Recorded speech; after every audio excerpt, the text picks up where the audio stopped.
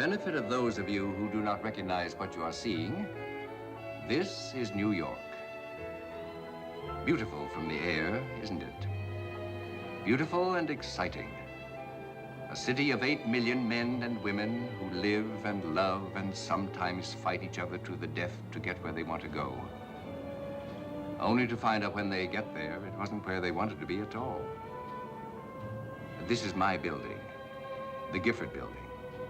The Gifford Building houses the executive and home office staff of Gifford Motors, manufacturers of the car our advertising agency describes as luxury on wheels.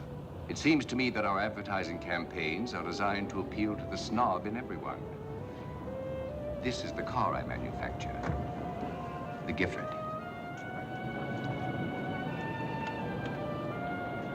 And here am I. My name is Gifford.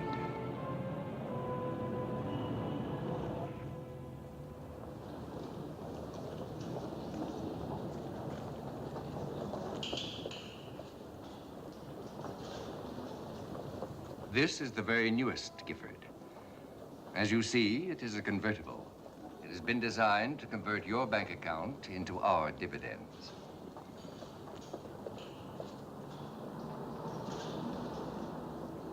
In case you don't know enough to come in out of the rain, this car does. At the first drop of moisture, these plastic panels close automatically. I do not suggest that we're hoodwinking the public, but this hood actually winks. It might interest you to know this car has 666 pounds of electrical equipment connected by 8 miles of wiring. This little red job has only 7½ miles of wiring. I shall ignore it. Yes, Gifford Motors is quite a company, the largest and most successful in its field. Everywhere in this country where wealth is centered, in the center of that wealth is a district office of Gifford Motors.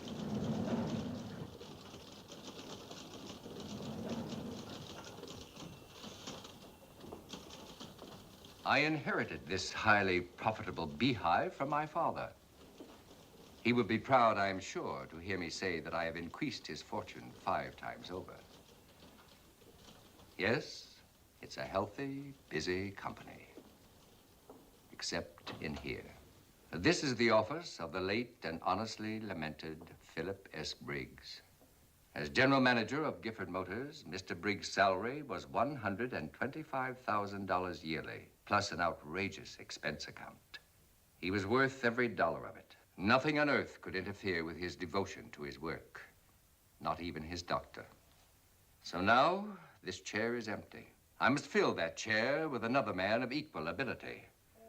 I'm bringing to New York the 3 brightest men in our organization. I've also invited their wives, who will be observed closely and relentlessly. They will arrive here today, and primeval though the thought may be, may the best man win. Or should I say, may the best wife win.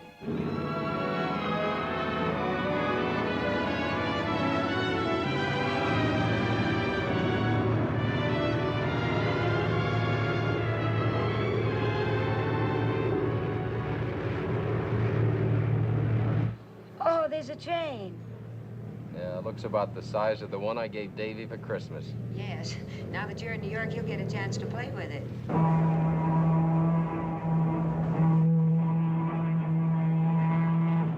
Now listen, Carol. While you're in New York, you just be Mrs. Talbot. You let me handle this my own way, All right. I like being Mrs. Talbot. Well, traffic's thickening up. We must be getting close.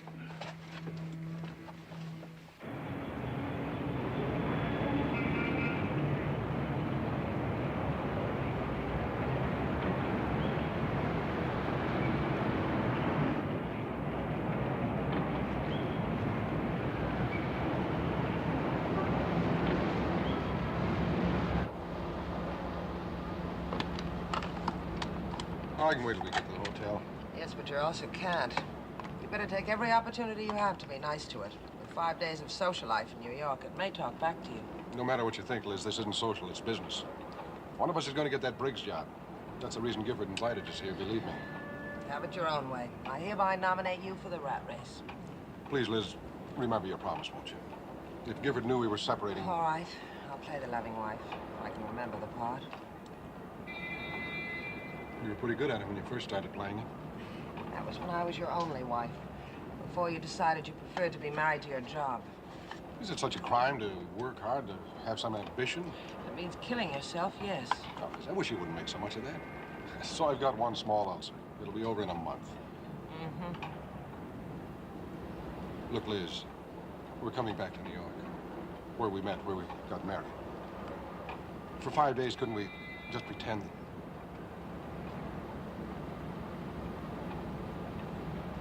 Well, we're almost there. Look, you can see daylight. I saw daylight years ago.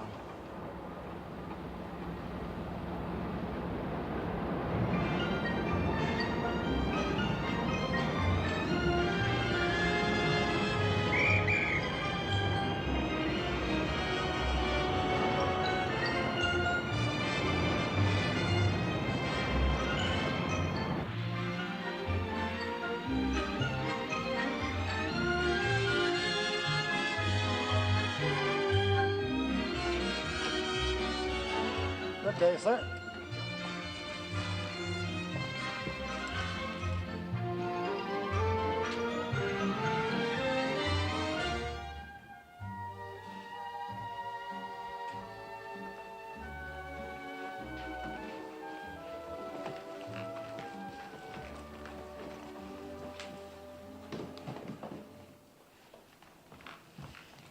Bill, this is awfully big for the two of us. I'd get lost in here. Couldn't we find something smaller? Oh, well, it's... Honey, this is on the company. Oh. Hey, Katie. You're in New York. Aren't you excited? Well, I feel better up here than I did down on the street. You know, every time I look up at those tall buildings, I'm afraid they're going to fall on me. It's funny you never came here with me before. It's funny about being pregnant all the time. All the time. Oh, no, I meant the first few years of our marriage. Besides, where could I go with 3 children screaming for attention all the time? Oh, honey, you could have gone anywhere you wanted to. Well, you know I wouldn't leave them with anyone but Mrs. Bruce. We didn't get her till this year. You know something? I feel very wicked being all alone in a hotel room with you. Well, no. You start feeling that way, we won't be alone long. You know, I can understand how a poor, lonely girl could be led astray in a suite like this. Why are we here? Are you kidding? No, I'm serious. Why are we here? Well, you read it in the company magazine yourself, honey. I'm one of 3 district managers whose territories were tops in sales efficiency. Yes, I know. Well, are they thinking of promoting you? Well, now, what's wrong with being promoted, Well, I mean, promoted here to New York. Now, what would you think of that? Well, I think that was terrible. Well, then, let's not think about it, Come in.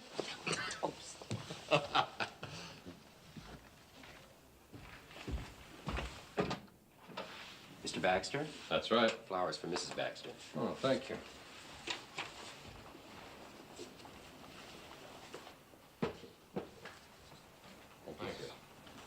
Hell, we really raved. The company? Mr. Gifford, no less.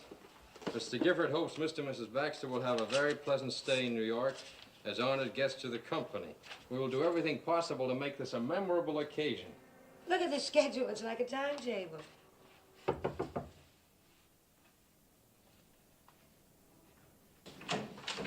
Mrs. Sidney Burns? Yes. Some flowers. Thank you.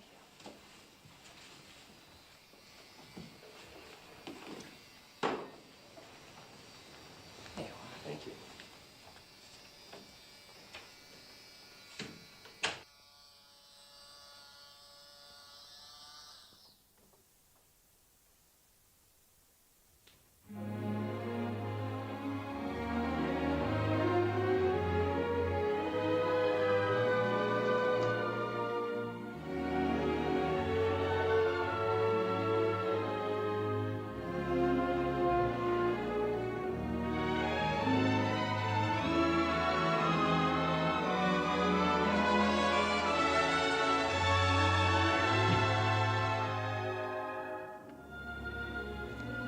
This is where I belong.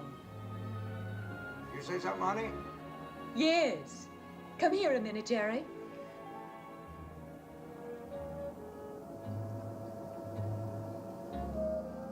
I said, this is where we belong. Now, look, Carol, don't build yourself up for a letdown. We don't know for sure that this 3-card Monte game is for that Briggs job. Well, I know. This is the first time the expense account has included the wives.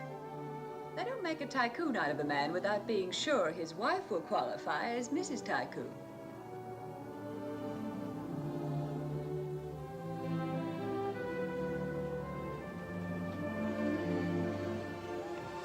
You think I'm up to it, Jerry? I'm never quite sure what you're up to. Well, I'm up to here with ambition for my husband. You'd like to have me get that job, wouldn't you? Only if you want it. You've got to want things, Jerry.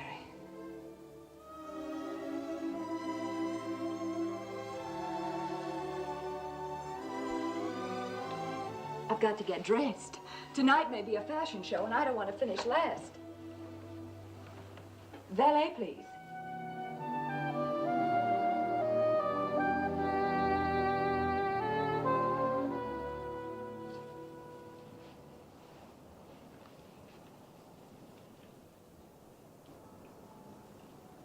Bill, Yeah?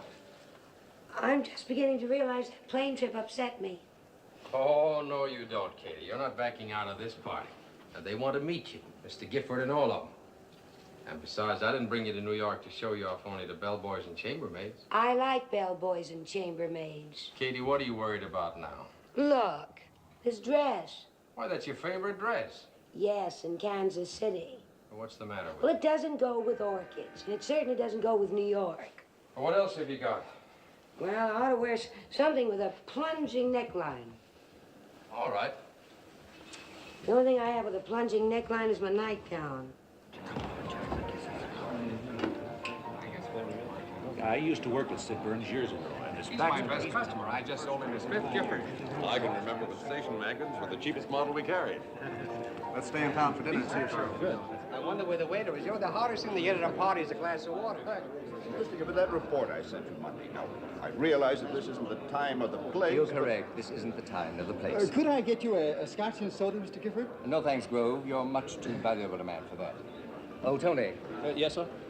I know this affair is a necessary evil, but must it go on indefinitely? Where are the guests of honor? Well, my schedule suggested they be here at 6:30. You said to have everyone here ahead of them. Tony, when I say everyone, I never include me. Sorry, Uncle Ernest. Now, you'll remember everything, darling.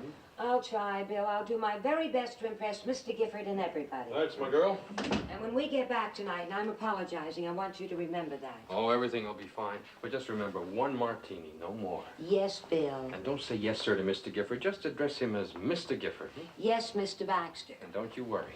Don't worry, he says. Pretend to listen. 1 martini, 3 sips. Be sure to mingle. Don't relax. Speak up. Be quiet. No, Mr. Gifford. Yes, Mr. Gifford. What do I do if somebody invites me to step out of my cage?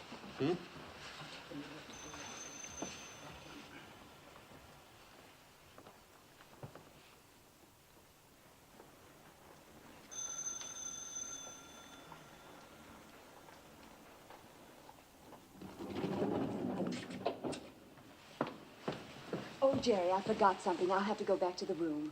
Oh, well, I'll wait here for you. No, you go ahead. I won't be a minute. You'll need the key.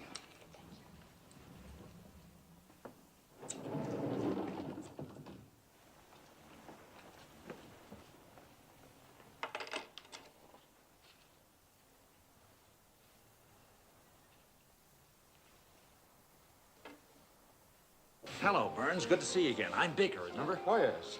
This is my wife. Darling, this is Ed Baker. Pleased to meet you. Yes, I've heard Sid speak of you. Drink? Hey, Texas. Mac. We've been waiting to How are congratulate you. Hi, Jonesy. Where's that good-looking wife? She'll be down in a minute. How about a drink? You talked me into it. Come on. There's Joe Wilkinson. Joe, how are you? Hi, Nice Bill. to How are see you? I'd like you to meet Mrs. Baxter. This is Joe Wilkinson. How do you do? She's heard me talk about you so much, Joe, she practically knows you. Oh, yes. Have you moved from St. Louis? St. Louis. No, darling, Mr. Wilkinson is general sales manager here in New York. The only Wilkinsons you've ever mentioned to me live in St. Louis. Oh, no, honey, those are the Wilkins. Could you use a drink, Mrs. Baxter? Oh, yes, I could. Right over here.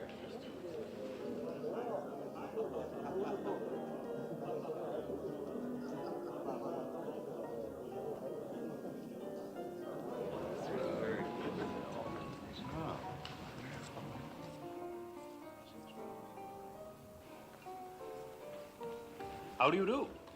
I'm Tony Andrews. Oh, I'm Mrs. Talbot. I'm glad to see you. You'll be seeing a lot of me. Wherever you go and whatever you do in New York, I'll be along to pick up the tab. Well, I'll continue to be glad to see you. Sir, this is Mrs. Talbot. And I don't need to be told you're Mr. Gifford. You flatter me. I recognized you from your pictures. I make sure they flatter me, too. I'm sorry, honey, I didn't see you come in. You're the only one who didn't. Welcome to New York, Talbot. Hey, there's Mr. Gifford. Who's that with him? Oh, that must be Mrs. Talbot. The little Texas darling. How'd she get there? She let us run interference for her. I should say at the moment she's making a forward pass. I think I ought to say hello to Mr. Gifford. Well, so should I suppose. Go ahead, we'll be there in a minute. I've heard a lot about your husband. He's supposed to be one of the fastest men on the team. Thank you very much. I've heard some wonderful things about your husband, too. This is my third martini. Do you mind? Oh, why should I mind? Well, Bill does. He never likes me to have more than one, but I'm scared stiff. So you're drinking yourself stiffer. Do I show it? Well, far be it from me to help the competition, but I'll let you in on an old trade secret. The minute a company wife takes her third jolt at one of these clam bakes, she's automatically classified as a dipsomaniac. Here, you better eat up. Thank you. I'm not going to try to match wits with you, Mr. Gifford. I'm just going to listen and relax. I must say you relax very attractively. I'm a firm believer in relaxation. That's why I surround myself with hard workers, such as your husband and... Oh, hello, Burns. Hello, Baxter. Hi, Mr. Gifford. Mrs. Talbot, may I present Mr. Burns? How do you do? Mrs. Talbot? And Mr. Baxter. How do you do? How do you do? And will you gentlemen please identify Mrs. Burns and Mrs. Baxter for me? This is Mrs. Burns. How do you do? How do you do, Mrs. Burns? No, you're Mrs. Baxter. Oh, yes, I'm Mrs. Baxter. Oh, yeah. How do you do? Then, you must be Mrs. Burns. Well, when I came in, I was Mrs. Burns. Mrs. Talbot, one of these ladies is Mrs. Burns and the other is Mrs. Baxter. We'll straighten it out later. Tony, come here. Yes, Scott. Gentlemen? Gentlemen? Gentlemen, I wish to present you Mr. Talbot, Mr. Baxter, and Mr. Burns, who, as a reward for their accomplishments on behalf of Gifford Motors, have been brought to New York tax deductible.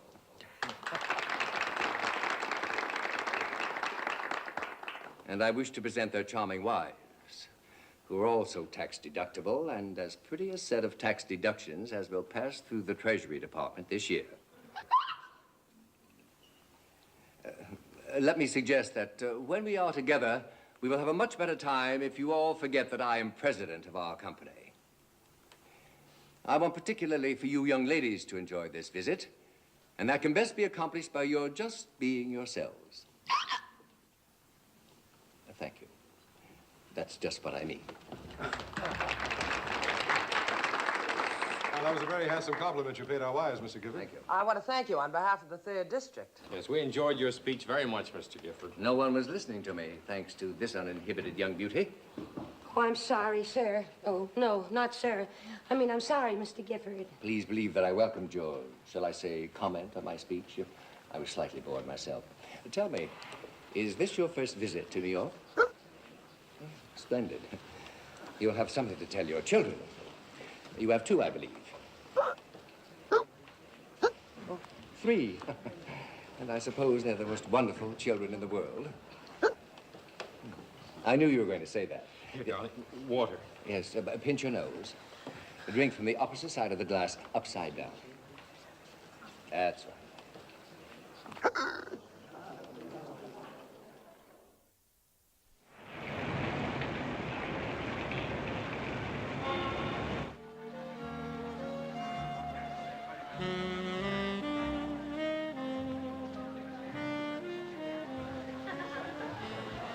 Do you dance? But if you don't mind, let's sit this one out. You know, I'm beginning to understand why your husband has been so successful. Some companies seem to regard the wives as liabilities. Some wives are. Only if they're married to the wrong man. Any man would be the wrong man for some wives. Then he would be the wrong man for that wife. I know we're dancing, but isn't our conversation getting somewhat circular? You think she's making a play for Gifford? Oh, let's be charitable. Let's just say she's interested in that Briggs job for her husband. Well, now that you're here, how do you like New York? Oh, I think it's a wonderful place to visit. Oh, now don't say you wouldn't like to live here. Oh, there's not much chance of that ever happening. You seem to be discounting that clever husband of yours. What do you mean? Well, he has a rather impressive record, hasn't he? And if Mr. Gifford should decide to advance him... Oh, you don't suppose the company is thinking of bringing him to New York someday? It's not impossible. You don't mean that, do you? You just hold the right thought and keep your fingers crossed. Keep my fingers crossed. Well, that's the way to get your wish, isn't it?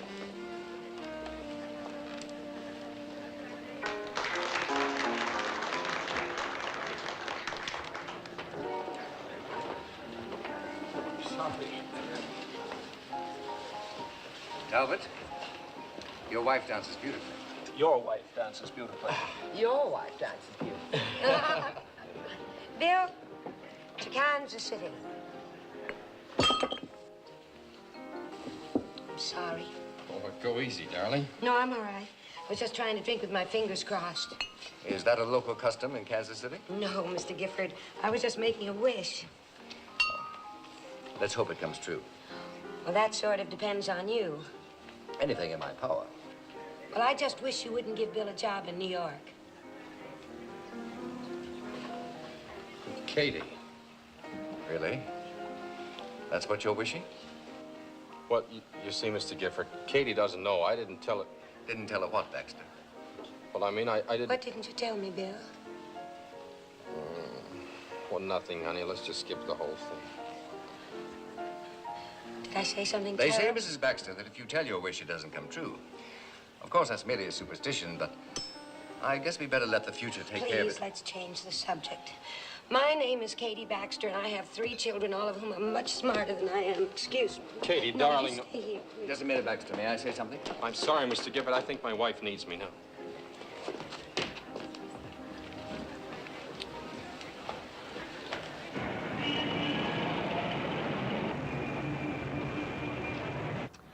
Oh, honey, you just can't depend on me. Well, that's just it. That's why you're so wonderful. That's one of the reasons I love you. You're completely unpredictable. You can't predict what I'll do, but you sure can predict I'll do it.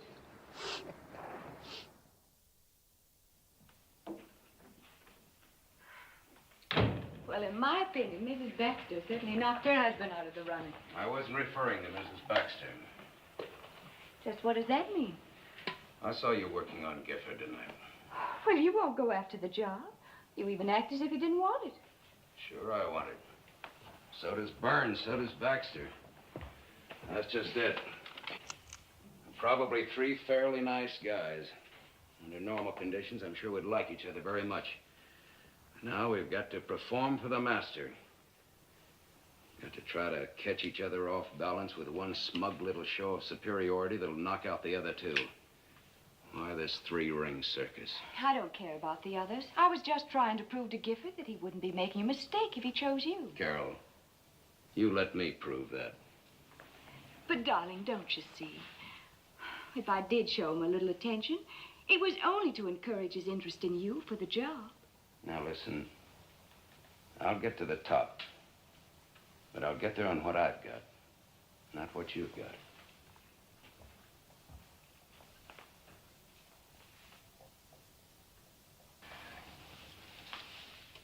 Liz, I want to thank you. You had me worried a couple of times, but all in all, you were a pretty swell wife tonight. Thanks. I'm sure you made Gifford believe it. Oh. You really did a solid job. Do you mind if I comment on your job?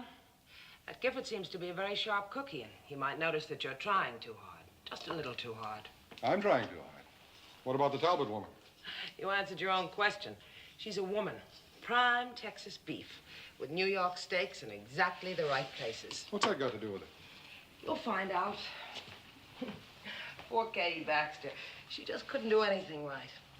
Her husband is probably the best man for the job, too. Well, what about me? You'd do just as well for a while, till the job killed you. I like that, Bill Baxter. I like the way he left Gifford flat because his wife needed him. I bet they've worked it out so they're pretty happy. With him, it doesn't have to be all job and no family. All right. So by your standards, I'm a failure as a husband. Is this what you want?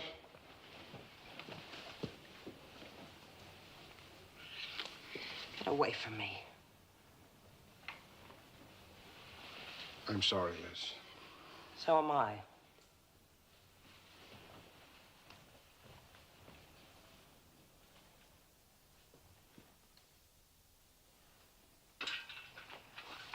Bill. Bill. Hmm?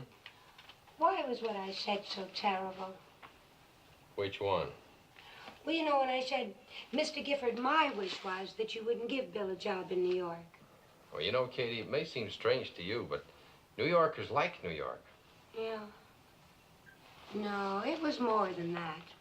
You know, even those people from Texas and Philadelphia looked as though I'd dropped a bomb. And the look on your face. Katie, you remember Phil Briggs, the general manager? The man who died. Yeah. Yeah. Well, his job is still open. You mean they may offer that job to you? Well, why didn't you tell me that in Kansas City before we came here? You know why. Yeah, I'd have been scared to death. And I wouldn't have come. That's just it. Hey, wouldn't this look nice on you? You mean in public? Sure. Bill, you would want the children to see me in that. It would show you off beautifully. Good night. That's the kind of dress Mrs. Talbot wears. Tell me, did her neckline plunge enough to suit you? Better ask Gifford. He had the view. I'm going to give you some more money in the morning. Good. And you get yourself something that'll make Gifford look at you for a change. Bill, you don't want that job, do you? Well, it's just, I'd like him to think I'm the best man for it. And you're the best wife for it. Well, had me scared for a minute. Katie? Yeah. Come here.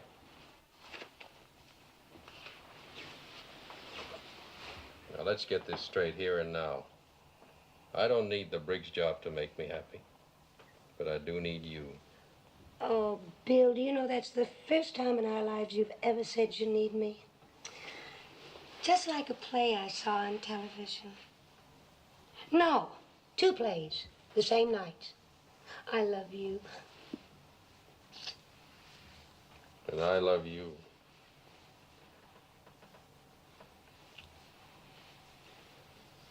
But I'm going to sleep. It's after midnight. Good night, sweetie. All right.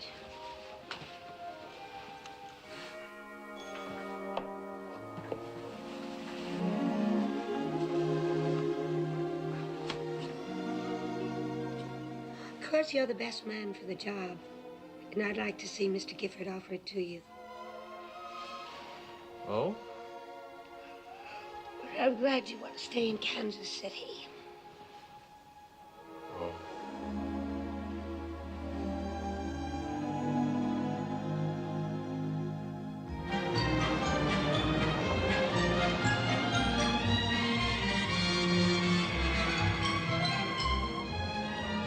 That's the public library.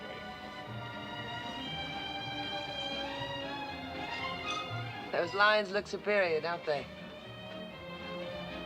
They remind me of somebody. Oh, I know. They look like Mr. Gifford. Very discerning of you, Mrs. Baxter.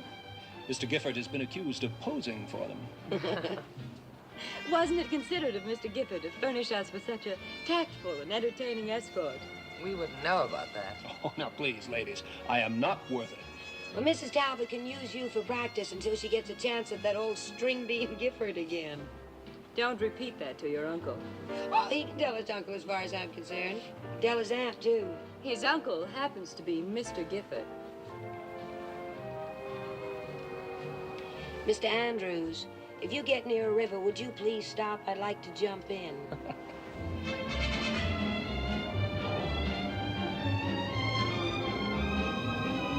Katie, you're getting the roof of your mouth sunburned.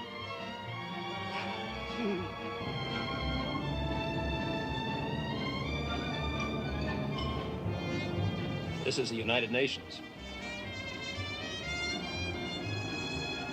Those are the flags of all the countries that belong to it.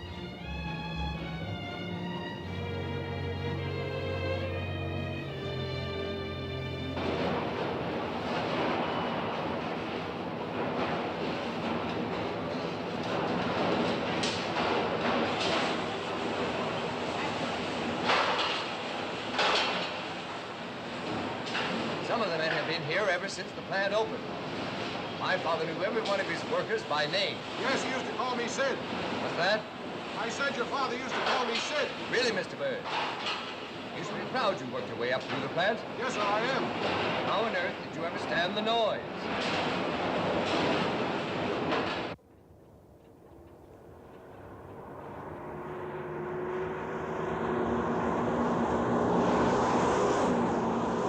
No matter how good the plans of the engineers look in blueprints, this is the final test.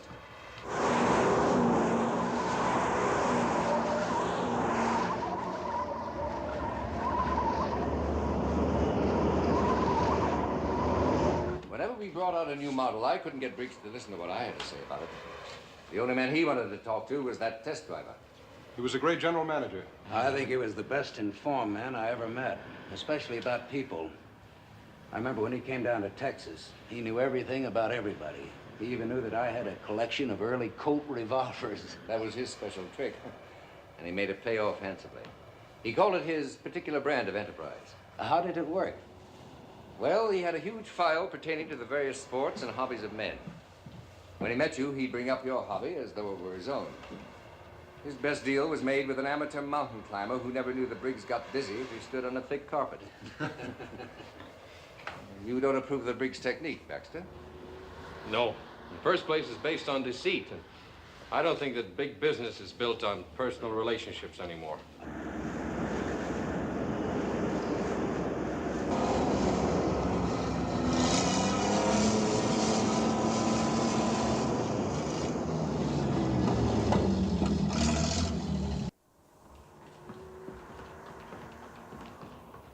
This is where they dream up ideas for the car of the future. There's nothing about an automobile that we're not working on. Have any of you gentlemen ever thought of an improvement that would sell more Giffords than we're selling now? Well, if we could cross a Gifford with a helicopter, it might help solve the parking problem. We tried that once, but gave it up. But step over here, gentlemen. Oh, Jones. Johnson. Or is it Robinson? My name is Jablonowski, Mr. Gifford. Oh, of course, yes, Jablonowski. Show us what you're planning for us.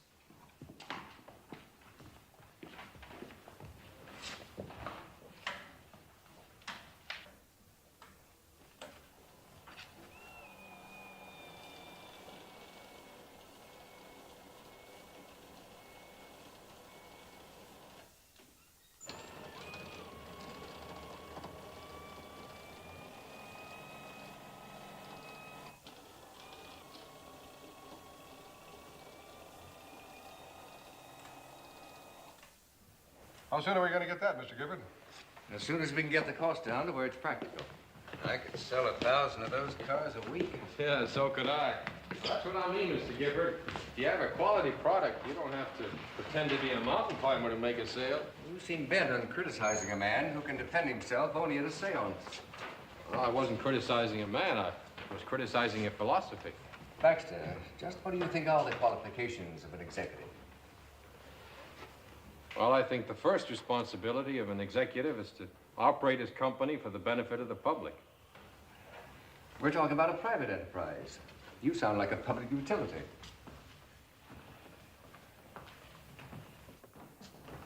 This is the room I've been looking for.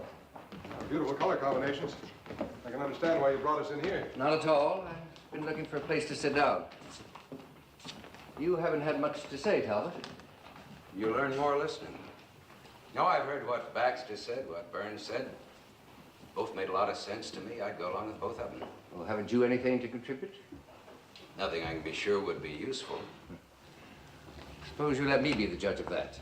Sit down, gentlemen. Well, I think any man in a top job has to have everything that Baxter and Burns mentioned, and a little extra. What extra? I wish I knew. Aren't you being somewhat cryptic? No, because I honestly don't know what it is, except that a big man who functions in a big job has to have it. Personally, I call it X+. X plus? Yes, X because no one knows just what it is, and plus because it's a little more than the ordinary person. And you can't define it? Well, it's that quality that makes a champion, a star, a leader, a great man. I think we all recognize it when we meet someone who has it. For example? Eisenhower has it. Churchill has it. All of the greats. Edison, Ford, Babe Ruth. Anyone who belongs at the top has some of it. How about yourself? Do you think you have it? Well, there are a lot of days when I'm sure I haven't. And then there are days when I'm positive I have. How can I be sure whether or not you have this X plus, Talbot? Or Baxter, or Burns? Mr. Gifford, if you have it, I think you'll know whether any of us have it or not. Possibly. Well, I feel I know all of you a little better now. This leaves me even more confused. Shall we go to lunch?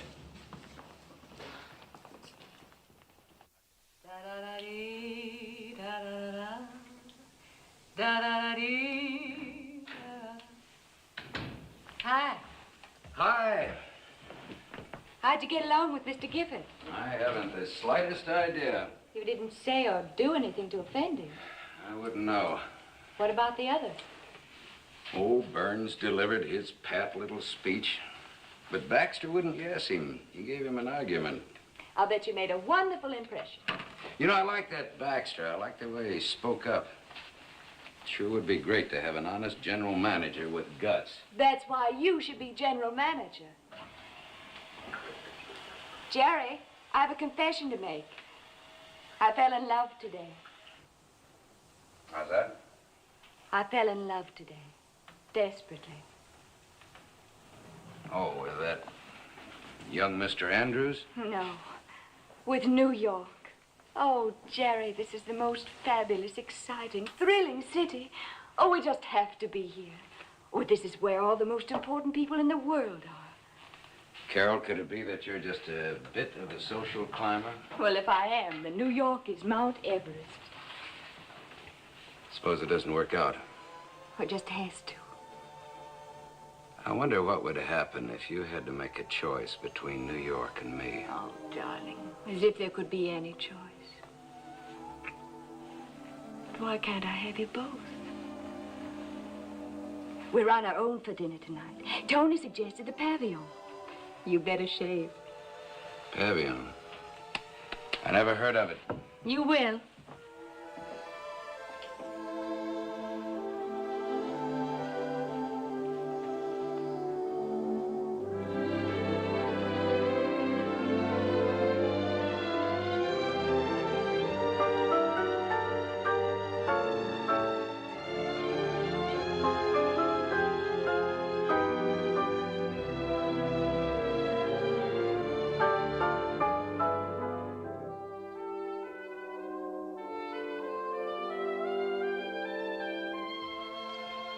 You know, Liz, I'd say I came out on top.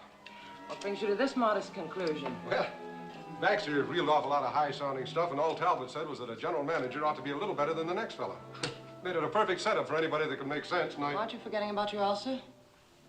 Sorry, you asked me a question. I was just trying to answer it for you. If you're not interested. Forgive me. For the moment, I forgot about the job and was interested in you.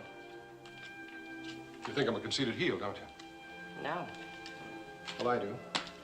Now that I've thought about what I've been saying. How is your ulcer? Terrible. The food at the plant is cooked in steel pots for iron stomachs. But if you accomplish something for yourself, I guess the suffering is worth it. Sure. You're right, Liz. All in all, I'd say I had a very good day. I don't claim to be dazzling Mr. Gifford with my personality, but I'm getting someplace. Don't you think so? Oh, now, please, Liz, I'm not being conceited now. I like your honest opinion as an outsider. Sure. As an outsider, I can see you're getting someplace. Every minute you're getting closer to the job that's going to kill you. Every minute you're getting closer to the end of our marriage. You're asking for compliments from me. All in all, I'd say you had a wonderful day. Congratulations. Well, Liz, wait, aren't we having dinner together? How would I know your plans? Well, where are you going? Where do you think I'm going? As an outsider, I'm going outside.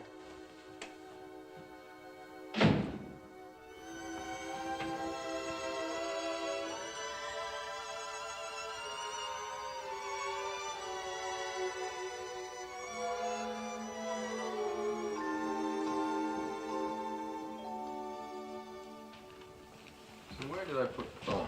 Bill, when are you going to ask me? What about, honey? About this afternoon. I did it again. I made cracks about Mrs. Talbot and Mr. Gifford that weren't very nice. In fact, if anyone made them about me, I'd start swinging. And then I found out that Tony, sitting right there as big as life, is Mr. Gifford's nephew. I didn't know that either.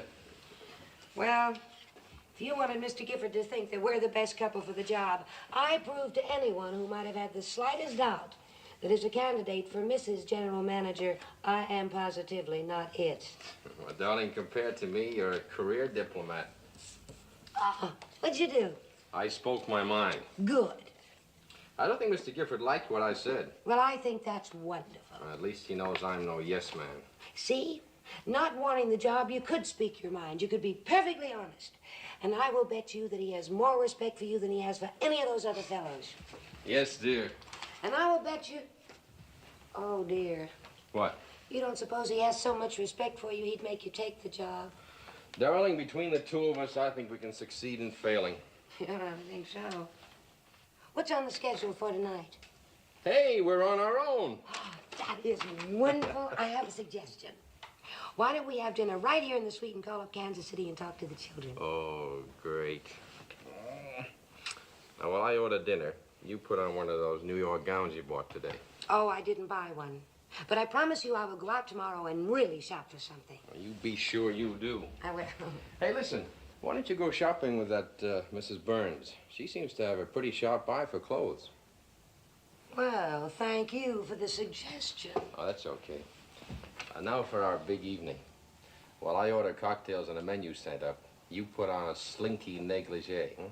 I didn't bring a slinky negligee with me. If you want me to slink, you'll have to enjoy it in this bathrobe. Well, we'll put the lights out. I'll use my imagination. Hello? Room service. Room service, please.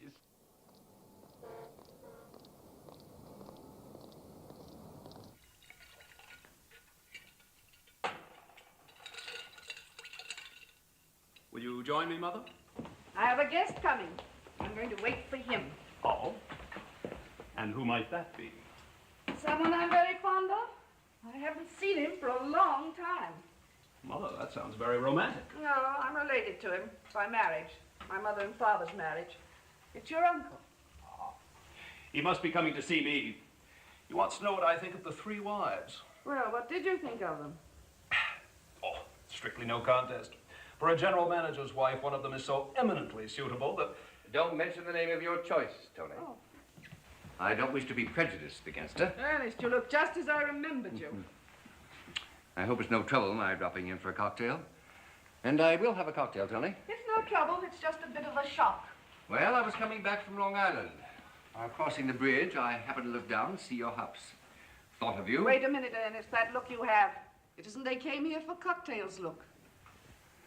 A very discerning woman, even in your riper years. Should I resent that for you, Mother? Down, boy. You know about the company's guests of honor? The Briggs job caper. Mother, you've been watching television again. I get around. Have you picked your man for the job yet? No such luck. Right man, wrong wife. Right wife, wrong man. The wife will represent the company at certain times almost as much as her husband. And I know I shall never get complete efficiency from a man who spends his nights dreaming about his wife falling down 3 flights of stairs. Oh, I should think it might keep him on his toes. According to your own statement, none of these couples seems to fit your standards. Why not look for someone else? Well, these are the best men available. And you know, my dear, Ernest, just what is it you want me to do? I was planning a little dinner Thursday night and was hoping you'd be my hostess. And keep your eyes open. Ernest, it's very difficult to judge a woman on the basis of one dinner and one dress. Find out if she's really housebroken takes a weekend. Is Castle Hill open? Yes, a skeleton staff, only 5 people, but I can send down the servants from New York. Evelyn, it's very nice of you to do this for me. Why, not at all. It just means I have to cancel appointments with my dentist, my doctor, my dressmaker, my masseur, 1 lunch and 3 cocktail Evelyn, you parties. shouldn't let your life get into such confusion. A weekend in the country will do you good. It's very fortunate that I dropped in. It'll be interesting to see which wife you nominate. I hope our minds meet. Oh, au revoir, dear. Tony?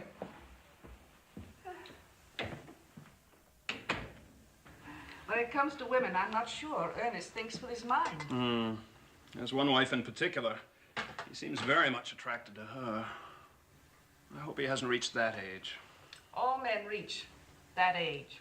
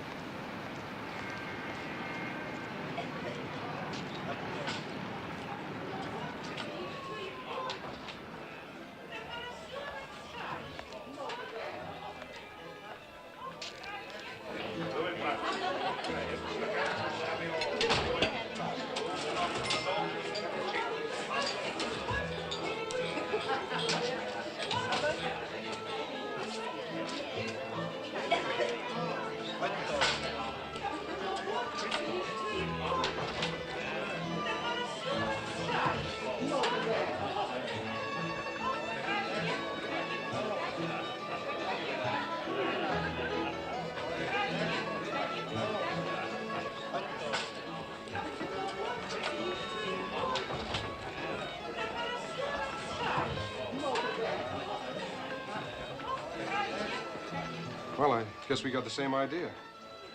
You're referring to good food, yes. Mind if I sit down? You're still my husband. You have certain rights.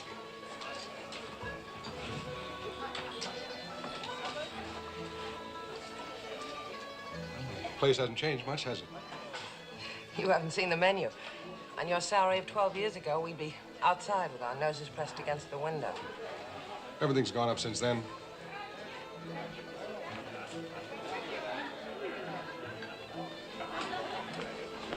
Liz, when you left the hotel, You gonna sit here? Yes, if you don't mind. It's all right. He's my husband. You know, my wife and I used to eat dinner here almost every night years ago. You want a cocktail? No, thanks. We sat right at that table over there. No cocktail, huh? No. Oh, say, there was a waiter here by the name of Tommaso. Is he still around? Yeah, he's the boss now. Is that right? I'd like to talk to him. I'll tell him. Thanks. No cocktail, huh? No. Well, Liz, we had some wonderful times here, didn't we? Yeah. Great times. What happened to us? We got married. No, I don't mean that. Do you wish to see me? Hello. I hardly recognized you. Food's too good. How are you? You haven't been in lately. Well, it's been about 12 years. Why not? We're living in Philadelphia now. We're married.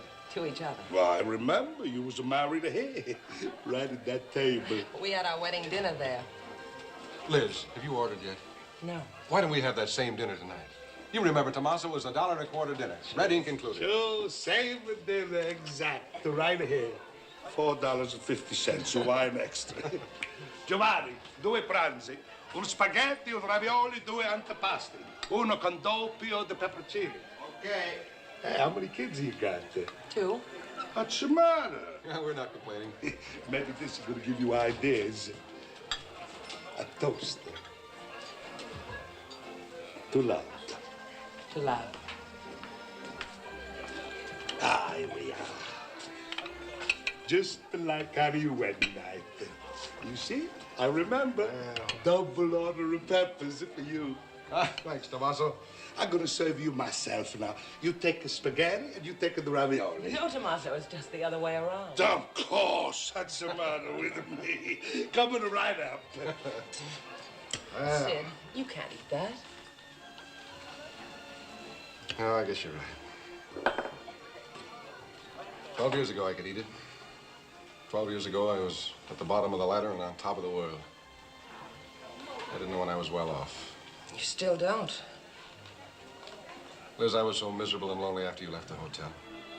Then I thought about Tony's, and I guess I came here to feel sorry for myself. What brought you here? What brings people back to the place where they were happy, or murderers back to the scene of their crime? You explain it. I don't expect you to believe this, but I love you very much.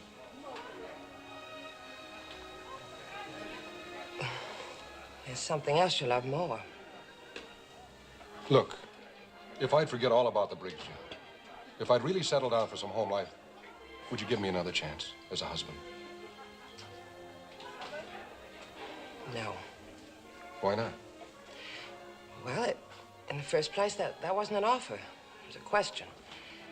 In the second place, the two of us being back here together tonight makes one of your loves seem to outweigh the other at the moment. No. No, I'm serious. I'll prove it to you. You said that before.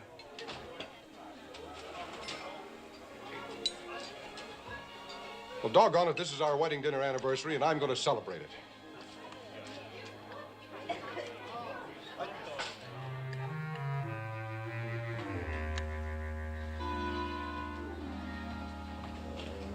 Sid, sit up.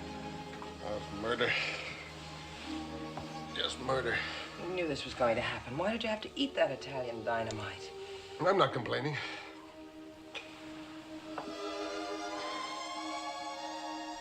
By the way, did I thank you for a wonderful evening? Thank you, too. Pardon me. Mistake.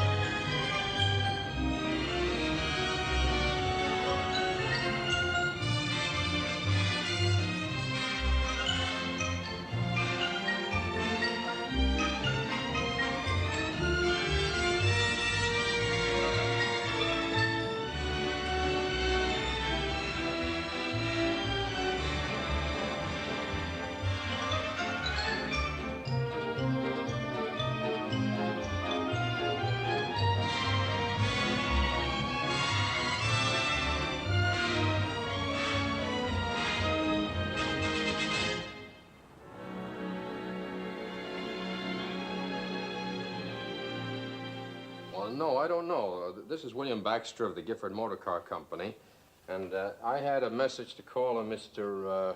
Kleinert. Yeah, I'll hold on.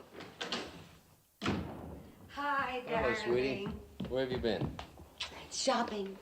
Bill, I found the most wonderful thing that you're just going to be crazy about. Oh, that's great, because take a look at that. What is it? Invited to Mr. Gifford's place on Long Island for the weekend, and we're leaving tomorrow afternoon on his yacht. For the weekend? Yeah, isn't it? Oh, hello? Yes, Mr. Kleinert.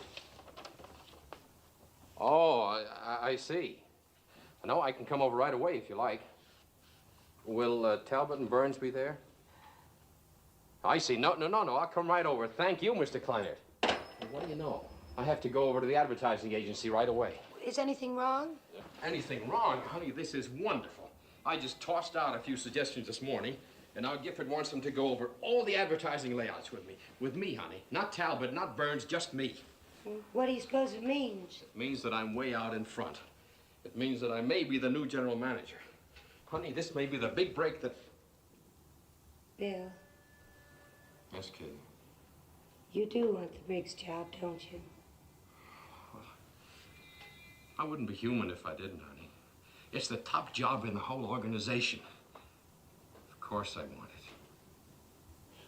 Okay, Bill, then I want you to have it. If you want it, then I want it too. Vicky, and if my ideas for that campaign are really good, and if you knock him for a loop this weekend, you got that dress, huh? No, not that one. Well, tell me about it later, honey. I'll see you in about an hour. Bill! Hey, Bill! You forgot something. What? Good luck. Hi. Whatever it is, good luck from me, too. Liz, have you heard about the weekend? Yeah, I didn't expect to have that thrown at me. I had to go out and buy some clothes. What'd you get? An evening gown, a little cocktail outfit. Oh, I did something terrible. Like what? Well, Bill gave me money to buy some clothes, and I practically spent it all. What did you get? A very expensive barbecue. Katie, they're not wearing barbecues this season. Well, it's something he's always wanted and said he couldn't afford. What an idiotic, wonderful thing to do. Bill thinks I bought something sensational for the trip, you know, with Mr. Gifford. And what I want to talk to you about is, you see, Bill suggested that I ask you to help me to shop. Why me? Well, he said you have a very sharp eye for clothes. That's a compliment that husbands seem to pay all wives but their own. Yeah. Well, it's important to Bill how I look on this trip. And what's important to him is important to me. Well, let's see what we can do about it. Tell me, how much do you have left of Bill's money? $73. $73? Uh-huh. Well, what do you actually need? Well, I need an evening gown for sure, and then I need something not quite so formal. And a fairy godmother. All right, I accept the nomination. First, let's consider your assets. $73 and a good figure. I've got it. There's only one answer to that, I hope. Come on. Where are we going? Well, it's a joint where they sell odd lot leftovers. And if you're lucky, sometimes you can pick up an exclusive that's been worn by a model. I never heard of a store like that. Well, it's not a store, it's a battlefield.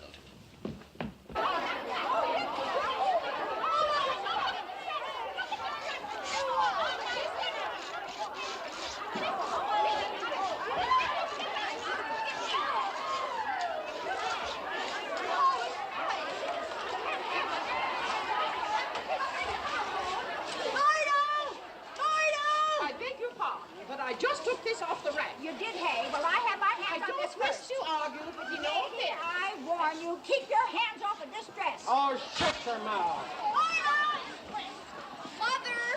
Mother, this is just what we're looking for. Oh, good. What size is it? It's an 8, just right.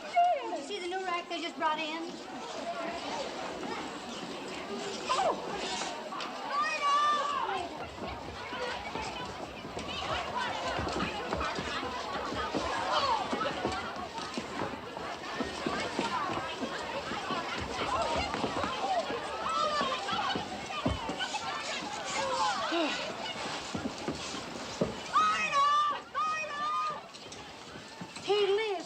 No more. I quit. Please, Liz. Look, Katie, we found a cocktail dress. Let's not press our luck. I know, but this one looks unusual. It just looks familiar. We've been over that rack 3 times. Well, we may be reaching for the moon, but I know I saw this in Harper's or Gold.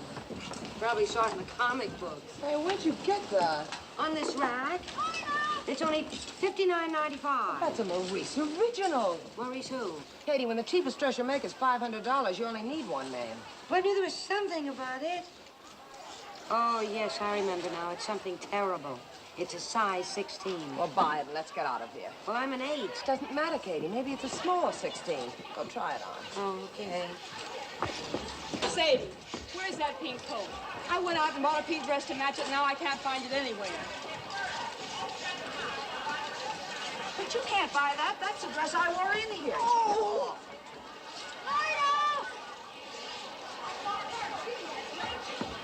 Look, oh, sorry. Look, I can walk around in this without moving it. It's no use, Liz. They don't make alterations. All right, I'll confess. In my glamorous past, I was a fitter at Macy's. I make alterations.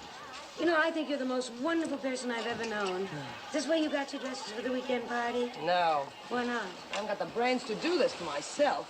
Come on, let's give them the money and get out of here. Okay.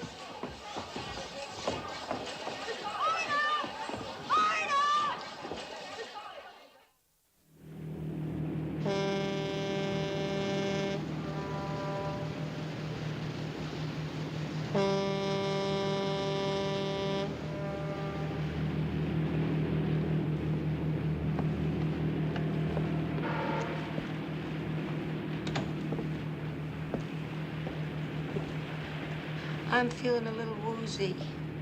we just left the dock.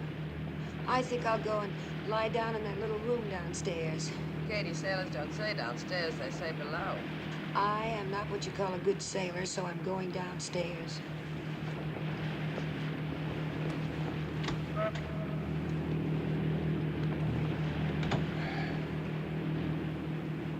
You know something, Liz?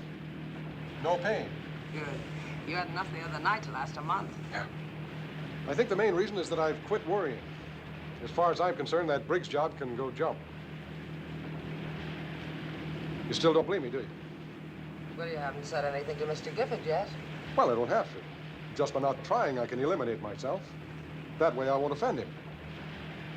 You mean it would offend him if you told him your health wouldn't permit you to take the job? Well, he might not believe it. Think I was a quitter. I don't want to lose what I've got.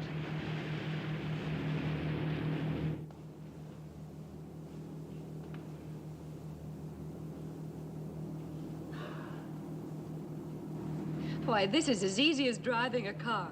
I could sail this boat all the way to England. We won't try for England this afternoon.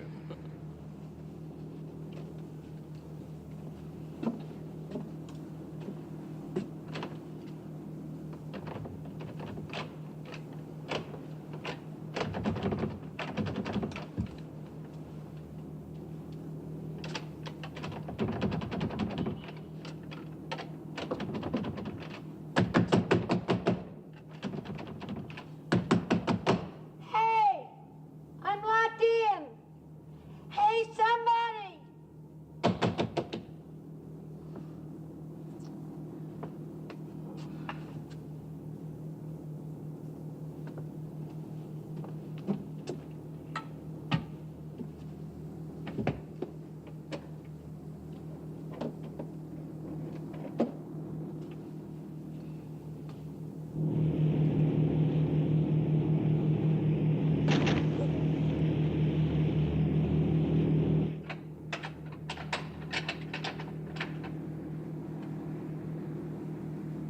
Hey!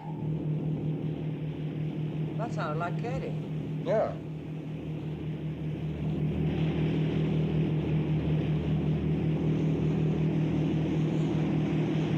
Hey!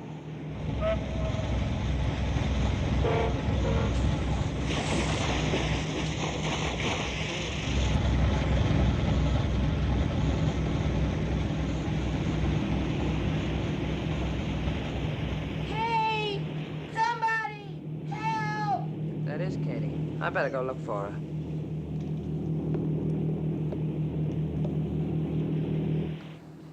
Mr. Gifford, we're getting off course. Oh, then you better take over, Captain. I'm sorry. Oh, that was fun. Even getting off course can be fun.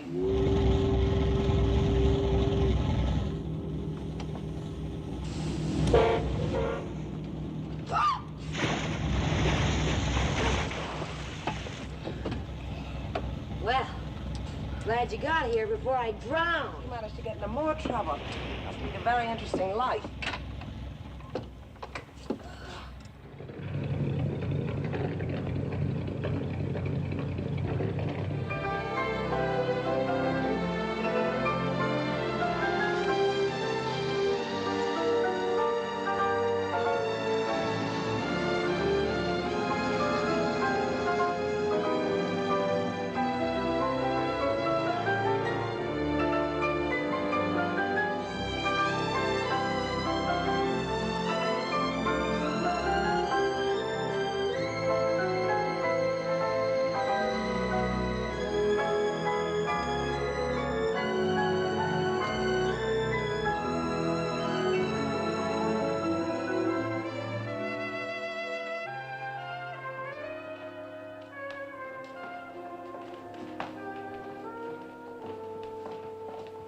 Oh, there you are, Evelyn. I heard you drive up.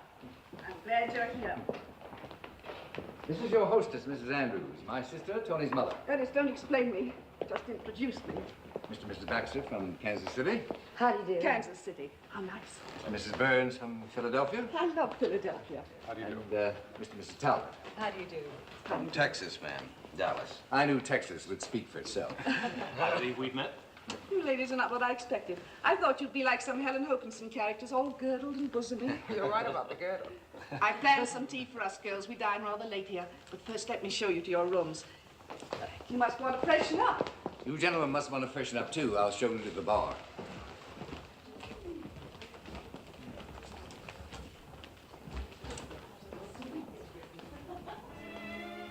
It's too bad you had to see the place at this time of the year. In the spring, the gardens are all pink and white and frivolous. Oh, I think it's just beautiful now. Trip down was perfect. A little perilous for Katie.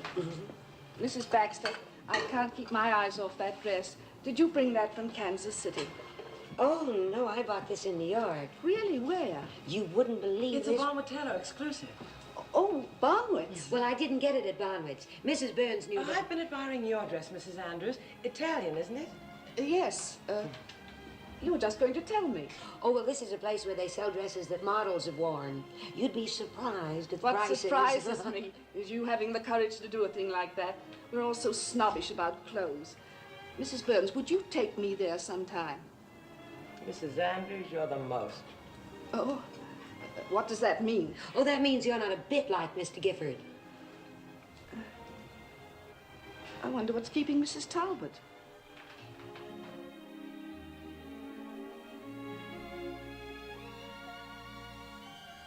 Oh, thank you. These are marvelous. Are they hard to make? No.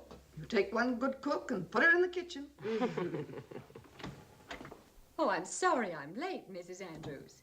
Actually, I came down early, and Mr. Gifford was kind enough to show me the grounds. I don't blame him. You're a very pretty young lady. In fact, you're all so young, you make my bones ache. Oh, I just hope I look as good as you do when I'm your... Please go on. I don't resent that kind of a compliment. Cream? No, thank you. Well, what I meant to say was, I think you're so wonderfully preserved. Thank you. Oh, my dear, did you burn yourself in that beautiful dress? Well, we'll take care of this right away. Mrs. Burns, will you play hostess for a few minutes? With pleasure. I get clumsier every year. It's a good thing I'm out here where I can't get at your best furniture. Come this way.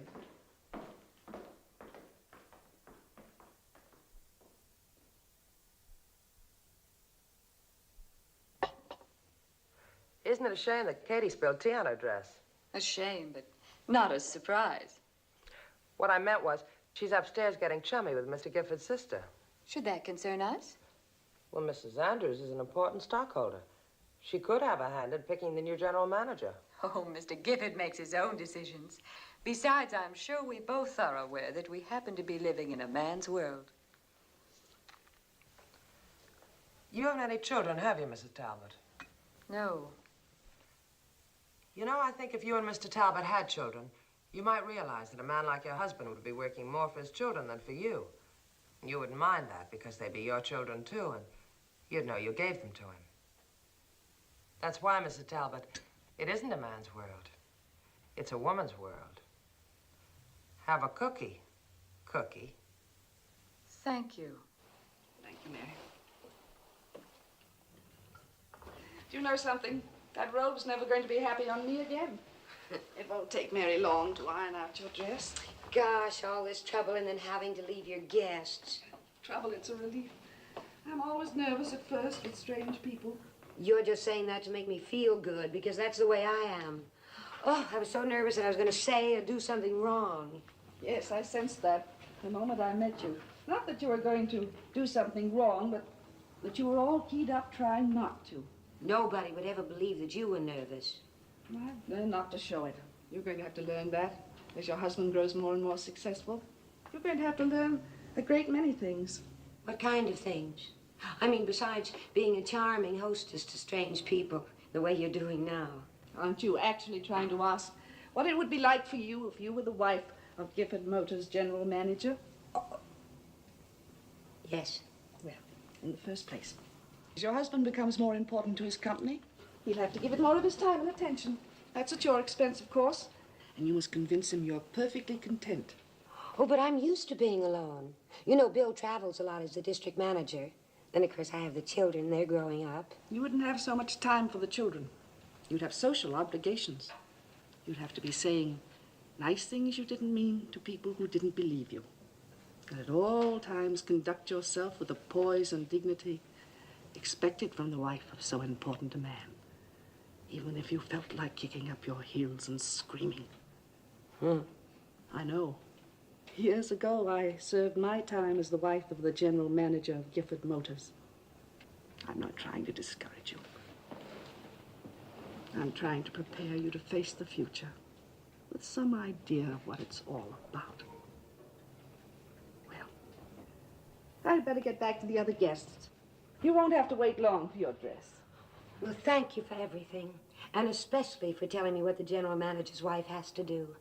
Now that I know what to expect, I'll do it. You're quite a girl. See, Bill, that's my husband. He's the best man for the job, and Mr. Gifford is bound to recognize that. You do love your husband, don't you? Oh, yes, I do. That's good. Because the man who gets the job must have a wife who loves him very much.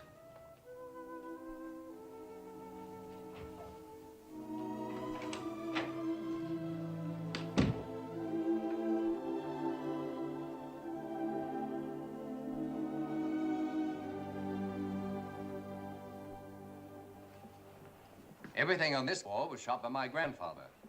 He hunted in the West when the West was still wild. These are things shot by my father. He went to Africa with Roosevelt. That would be Roosevelt the first, in 1909. I think you gentlemen will find this a very interesting collection. These are specimens from all over the world. India, Africa, South America, Australia. Is this your wall, Mr. Gifford? No, it's my mother's. Mama had a deadly aim. This is my wall. I've learned to let other people have the thrill of adventure and hardship and hard work. Which brings me gracefully to my subject. All of you are bright enough to know that I am now on a hunting trip. And one of you gentlemen will be my victim. Each of you must also be bright enough to know that your wife has been under observation. Whether she can properly represent the Gifford Motor Company is part of my decision, but she must also have one other important qualification, which will have to be your decision. Your wife must never compete with the company. If there's a choice between your work and your wife, your work must come first. Do you agree, all of you? Well, I don't, Mr. Gifford. If a man's job and his home life interfere with each other, there's something wrong with the man. Or the wife? Oh, possibly, but if you'd expect me to marry my job at the expense of my legal wife, I'm not your man. I appreciate your frankness, Baxter.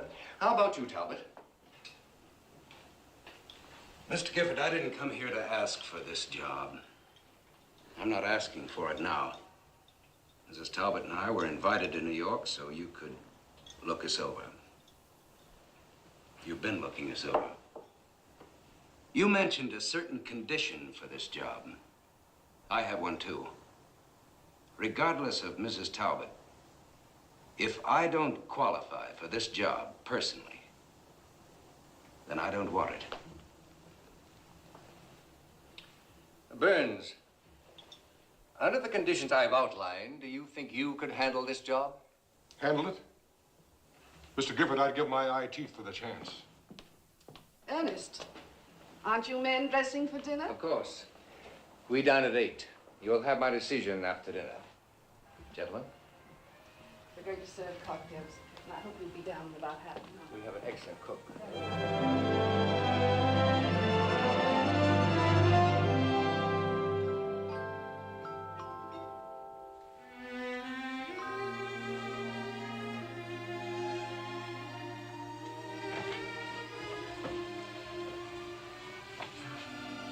I thought maybe you could use this before you go downstairs. Thanks. You've got plenty of time. That's new, isn't it? Mm-hmm. That looks great. You too, of course. Sid, have you been drinking? You know better than that. My ulcer's been having a field day again. Why? Why what? Is it because you said you turned down the Briggs job if it's offered? Liz, I can't turn it down. I had the chance this afternoon to tell Gifford I didn't want it. I couldn't. Why not? Liz, when they took me off the line and made me a foreman, I knew I was going to get someplace. When they took me out of the factory and started me selling cars, I knew I couldn't stop trying till I got to the top. And there was Gifford this afternoon laying it right in my lap, asking me if I could handle it. The top job in the company. I couldn't say no. I just couldn't. Liz, I honestly think Gifford has picked me.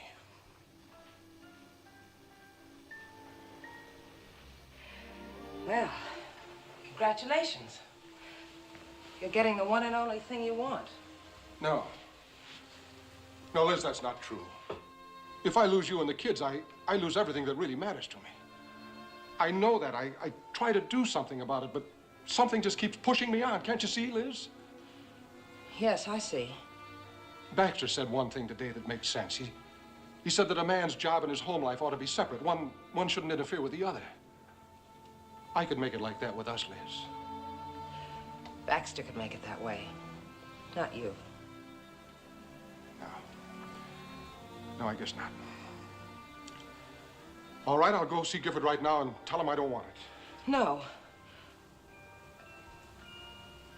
I understand you better now than I ever did before. If I made you give up this job, you'd always resent me. That's something I wouldn't want. So if Gifford gives you the job, take it, Sid. I'll stick. Do you mean that, Liz? I mean it. I don't look so bad in black. I'll be there to bury you. Because that's what it means. And it must mean, too, that I love you. I don't know why else I'd do it. Liz, Please, get out of the room, will you, Sid? Wait for me downstairs. Okay.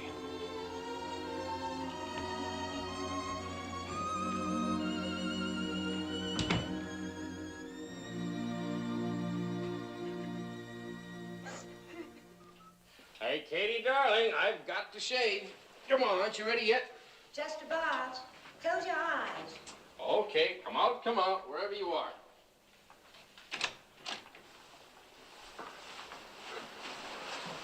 Now. Katie, you're beautiful. Honey, you're absolutely beautiful. What a gown. But do you suppose I can get Mr. Gifford to unglue his eyes from Mrs. Talbot? If you do, I'll break his jaw. Bill, would it come as a terrible shock to you if I turned out to be smart? Katie, what have you done now? Well, this afternoon I spilled a whole cup of tea all over myself. Oh, that's all. This time I did it on purpose. Why did you do that? Well, I wanted a chance to talk to Mr. Gifford's sister, and it worked. But why? Well, they say she has a lot of influence with Mr. Gifford. And she told me things she said the general manager's wife had to do. And she said she was doing it to prepare me to face the future. So, looks like you've been elected. What kind of things, honey? Oh, things like how to be one of the social circle and how to get used to not seeing so much of my husband. Well, how would you feel about that? Oh, I'd feel fine. I think it would be just wonderful if you were the general manager. Honey, you said that a bit too loud. Too loud? Yeah. What if I said I don't want the job? You don't... Well, oh, Bill, anything you want. I mean, anything you don't want if you really don't want it. Katie, darling, listen. For 2 hours, we've been finding out the lowdown on what this job really means. And right now, boy, Kansas City looks good to me.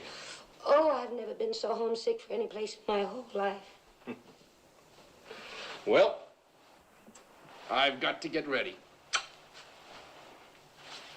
Oh, Bill, if Mr. Gifford did give you the job, could you turn it down? Well, I don't know. I'd feel pretty silly after all I said about how I run things, but I haven't got it yet, and I believe in his good judgment. Oh, please don't say that. Now I know you'll get the job. I know. Put on that dress you brought from Kansas City. moment.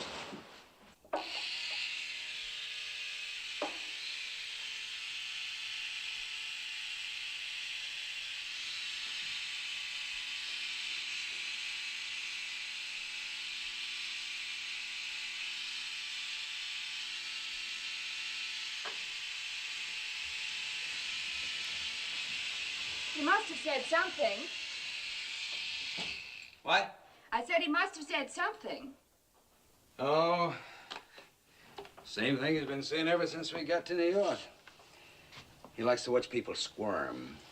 He'd also like to see us all sit up on our hind legs and beg. Well, he's got to make up his mind soon. Yeah, well, he's going to spring the big news tonight, right after dinner. Oh, I'm sure it'll be you, Jerry. I don't know. But I can promise you one thing. Yes? I won't finish worse than third. Jerry.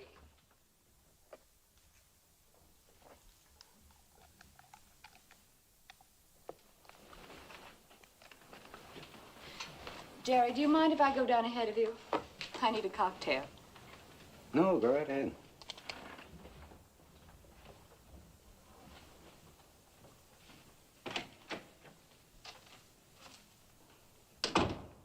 Well, that's the picture, as I see it. As usual, my dear, you see things very clearly. I must do something if I can. Come in. I can. I'm sorry. I was told you'd be alone, Mr. Gifford. He's going to be. Please come in. Shall I send in cocktails? Never mind, Evelyn. We'll join you presently. I wanted to speak to you. You're looking lovely, as usual. Thank you. Jerry tells me you're announcing your choice tonight. Yes, that is my unpleasant duty. Unpleasant. I have to disappoint two excellent men. I came here to talk to you about Jerry. As you may have noticed, he's an extremely modest man. I don't consider that a weakness. Oh, I do wish he'd try to sell himself more. Sometimes I have to do it for him. He has so many fine qualities that perhaps you've overlooked. I assure you I haven't overlooked a thing. Then you like him. Very much. He's my favorite. So you've already made your choice. I have. Will you be perfectly honest with me? Have I influenced you in any way in your decision? Most definitely. May I kiss you for that? Certainly may.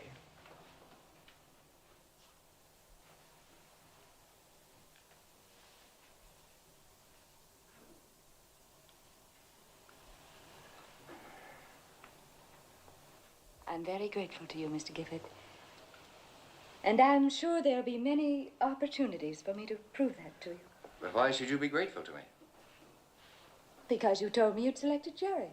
I said no such thing.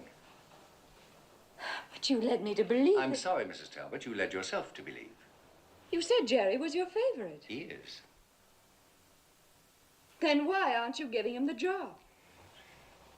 Mrs. Talbot, I've studied your husband much more carefully than I have either of the others.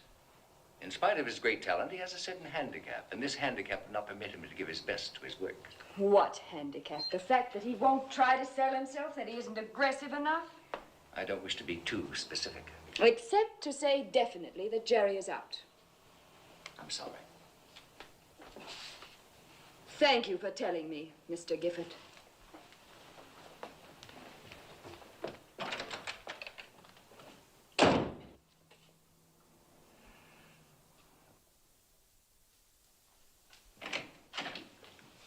Hi, I was just fixing to come downstairs. Don't hurry. What's the matter? You look like you just got hit by something. Something just hit you. Me? You're not going to get the Briggs job. How do you know that? Gifford just told me. Why did he tell you? Because I was trying to get the job for you. Carol, I told you before that wasn't your business. I'd like to know why not. I've helped you get everything else you've ever gotten. Now you've lost the biggest chance you've ever had. I thought I'd been doing pretty well on my own. Well, it's about time you knew just how much I've done for you. I've been behind every big deal you've ever made. Now, what's that supposed to mean? Do you suppose that Latham gave you the Dallas agency just because you sold a few second-hand cars? And when Phil Briggs came to Dallas to look you over, well, he looked me over, too. And before he left town, he gave you the whole Southwest District. My contract for the Southwest District was signed 2 weeks before Briggs ever left New York.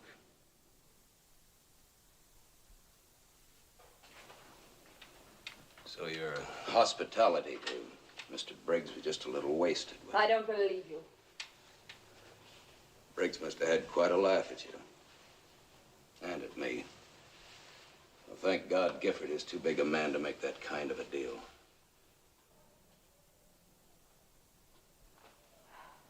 Oh, look, Jerry, we both said too much already. This trip has been such a strain. Let's not argue about it. There's no argument. As far as I'm concerned, it's all settled. It's finished.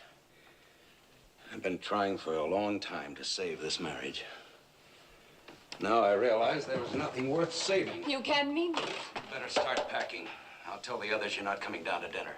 I'll make arrangements for you to get back to New York. You're going to regret this, Jerry. I don't think so. I'll live and I'll do very well without you. And without your help. Now start packing. Do you intend going back to Texas? The devil with you and Texas. You leave Texas out of this. Thank Would you. you like another cocktail, Mrs. Burns? Oh, thank you. No, I want to enjoy the wine. It isn't everyone who has an appreciation of wine.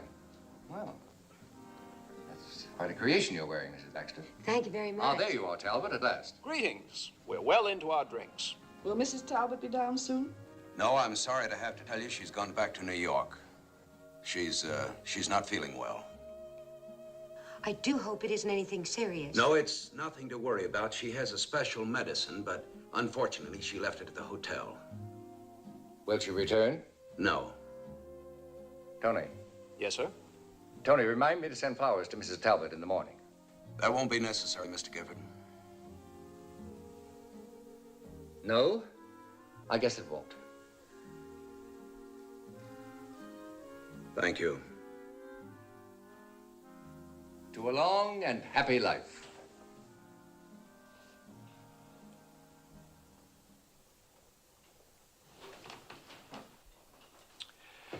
Evelyn, I must compliment you.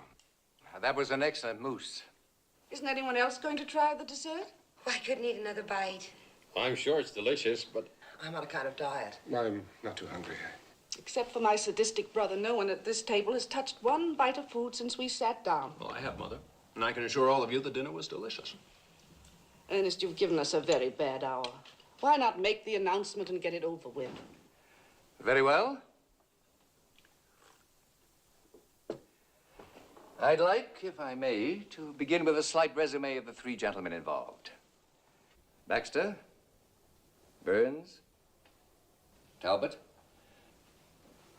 Whether you're the choice or not, be assured that I have a high regard for all of you, and I'd hate to face the task of finding men who could replace you. Ernest, get on with it. All right, Evelyn. Baxter, in our discussions, we've disagreed markedly at times, but that doesn't mean you've been wrong. Oh, I wouldn't be too sure of that, Mr. Gifford. After all, you're much older and wiser. As I was about to say, Baxter, I like your spunk, and I think you have all the qualifications of a general manager.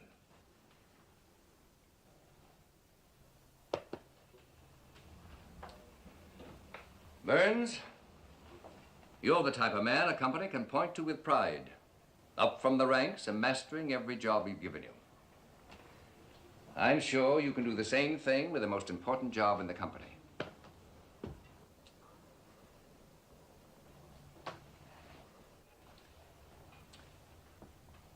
Talbot, I think you have that X plus that makes a big man big. But there was something that made me doubt that you could ever function successfully as a general manager. A handicap. And frankly, it made me decide against you. I was convinced that you were not aware of this handicap, and I wanted to call it to your attention. An opportunity came my way that gave me a chance to do so. I can only guess at the results, but this much I know. That suddenly you did become aware of it and had the courage to get rid of it. And just as suddenly, I'd found my new general manager. Congratulations. Oh. I can't tell you what a surprise this is. Liz, I prayed I wouldn't get it. I honestly prayed. Oh, when he put his hand on you, my heart stopped beating. I told you he was a smart cookie. Isn't anyone going to congratulate the winner? I'm so happy for you. Yes, and Thank you. Congratulations. Let me know when I can be of Thank any you help. very much. This is fine with me. I'm not demanding a recount. I think Mr. Giffords to be congratulated, too. Thank you. Anderson, these people are starving. You may start serving dinner again. Ladies, gentlemen. You must be very hungry. Jerry, you sit here. This like a star. Boy, what a relief. Sid, remind me to tell you. One moment, please. May I propose an after-dinner toast before dinner? To our new general manager and the two brightest stars in his team. May your success continue to keep me wealthy. And to these lovely ladies, already wealthy in charm and grace and happiness. You know, it's a wonderful world. A great, big, wonderful woman's world. Because men are in it. Thank you.